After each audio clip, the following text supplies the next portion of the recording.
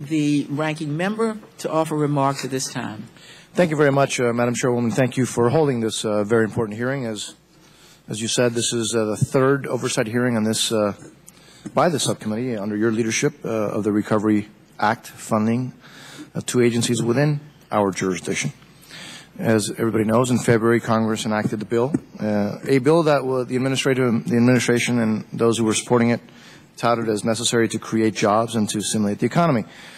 At the time, the administration asserted, both publicly and in writing, that spending that $787 billion of taxpayers' fund would create an estimated 3 to 4 million jobs.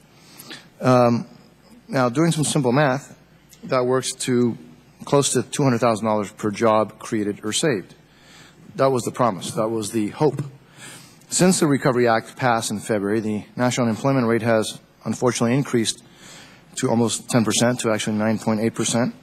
Unfortunately, in the state of Florida, it's actually now above 10%. It's at 11%.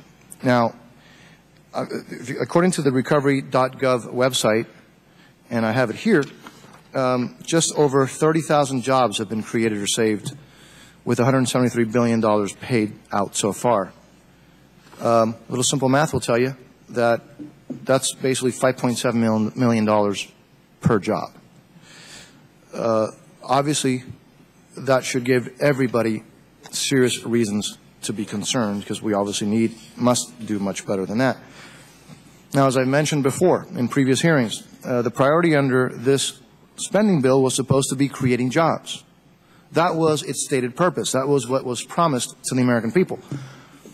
However, I've continued raising the concerns that other issues have trumped, unfortunately, the priority of creating jobs. For example, out of the $5.5 billion for GSA's federal building fund, not less than $4.5 billion was designated for converting federal buildings to high-performance green buildings. I've brought this up a number of times. Now, look, obviously, energy efficiency and conservation is an important issue.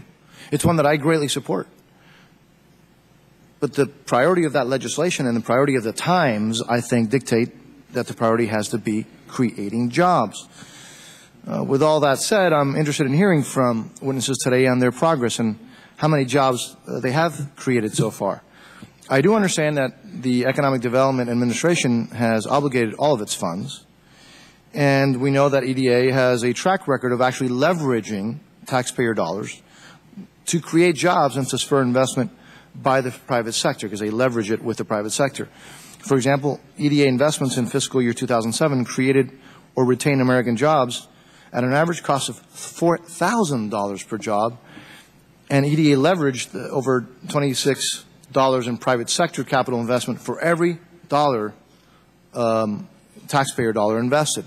That's pretty good bang for the buck. That is an example of the type of return on investment that we should insist upon for the enormous amount of money that the taxpayer, their children, and their grandchildren have been asked and have been forced to, frankly, put forward. So I'm interested in hearing whether the same job figures are holding for EDA's stimulus funds. I hope as we move forward on those Recovery Act projects that we can see significant more jobs created and a good return on investment for the American taxpayer.